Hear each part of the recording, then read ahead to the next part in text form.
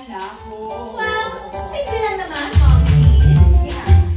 Hindi naman kailangan mayaman. Kahit di naman super guwapo. Kahit di first class. Basta okay kung normal. So, hipon? Hipon talaga? Hindi nasisilaw na aking kasikatan. Kapag ako'y may kailangan. Sa totoo lang, hindi ko rin. Pero di ko siya sa sarili. Naman si Moxie. Si Moxie naman. Di makakabuti sa'yo.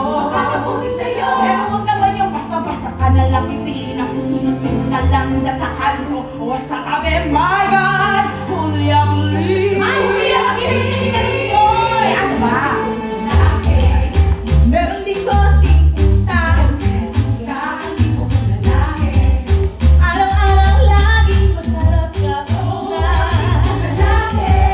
Kahit ngayon tinipilit sa ngiti. Basta laging sa akin ang ibig.